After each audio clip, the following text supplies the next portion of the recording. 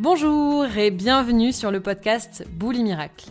Je suis Kitri et je t'aide à te rappeler que la relation que tu entretiens avec l'alimentation est le reflet de la relation que tu entretiens avec toi-même, avec les autres et avec le monde. Je suis toujours dans l'action pour terminer ma to-do et je ne fais pas de choses qui me feraient du bien.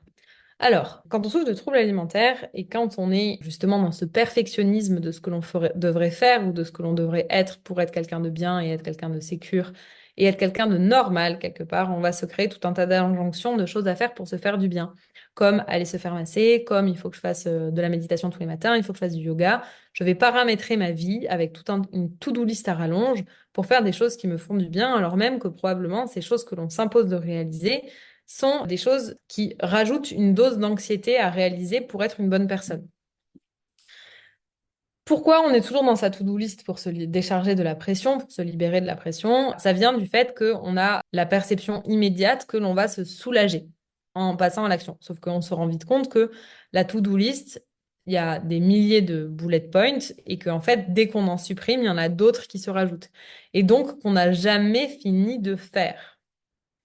Et le paradoxe, et ce qui fait qu'on n'y arrive pas, c'est que comme l'état d'être que l'on va rencontrer lorsqu'on est face à rien est insupportable, bah, il y a une part de nous qui préfère fuir dans l'action plutôt que prendre possession de ce qui se passe à l'intérieur d'elle-même dans ces moments de rien, dans ces moments de vide, dans ces moments d'ennui.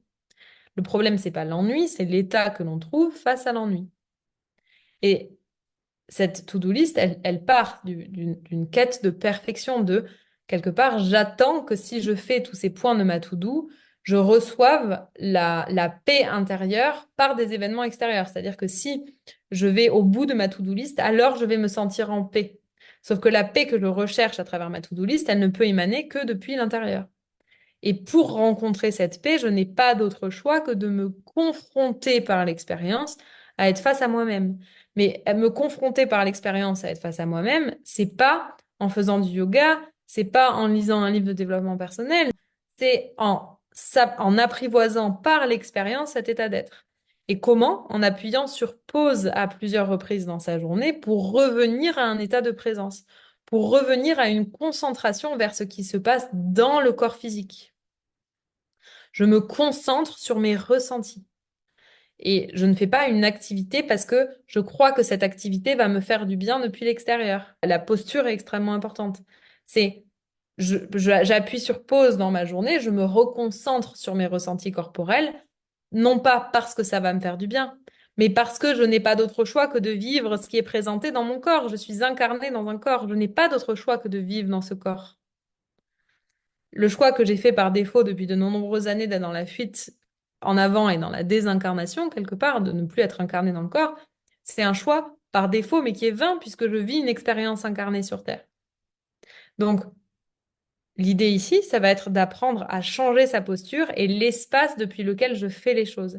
Est-ce que je fais une activité pour me faire du bien parce que je crois qu'en faisant cette activité, je vais recevoir l'apaisement que j'attends? Est-ce que je crois qu'il faut que je fasse du yoga pour me sentir en paix? Est-ce que je crois qu'il faut que je médite X minutes par jour pour me sentir en paix? Est-ce que je crois que si je mange tel type d'alimentation, je vais me sentir en paix?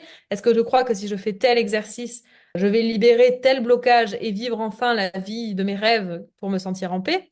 Ou est-ce que simplement j'utilise les outils et les expertises thérapeutiques telles qu'elles existent pour mieux vivre l'expérience qui m'est proposée, en sortant du contrôle de si je fais ça, alors ça va m'apporter ça et je vais pouvoir ressentir l'état de bien-être que j'attends. Ce point, il est extrêmement subtil mais hyper important. Depuis quel espace est-ce que j'œuvre? Depuis quel espace est-ce que je veux guérir?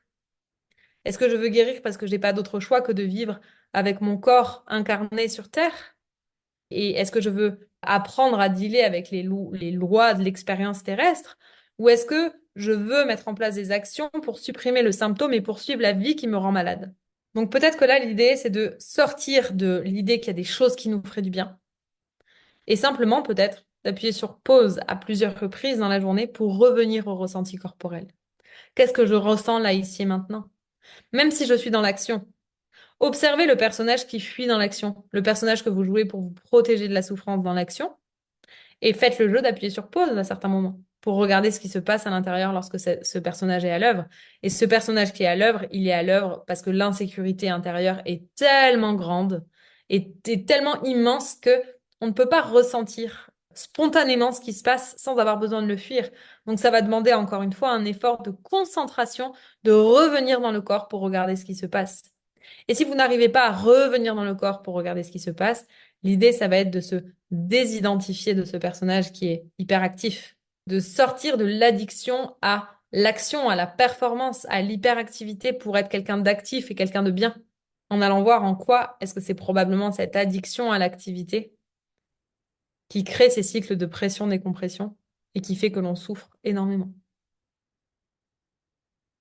Et en allant voir en quoi, en étant hyperactif, on est nuisible pour nous-mêmes et pour les autres. Et cette pression que l'on ressent, elle peut se dissoudre. C'est-à-dire que si je ne réponds pas à une tâche immédiatement, mais que j'apprends à être présente dans mon corps au moment où la pression monte, j'évacue la pression d'un point de vue physique et pas mental, d'un point de vue physique dans le corps, et je vais pouvoir faire la tâche plus tard en différant la tâche.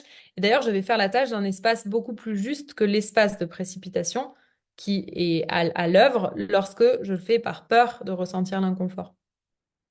Toute action gagnerait à être impulsée depuis un espace où on peut ne pas faire l'action. Donc la question que vous pouvez vous poser, c'est, je dois faire ça, comment je me sentirais si je le faisais pas? Ah bah je me sentirais bien. Bon bah je peux faire l'action. Ah bah je me sentirais mal. Bah peut-être que je vais appuyer sur pause et observer ce qui se passe dans mon corps pour évacuer la pression de mon corps physique.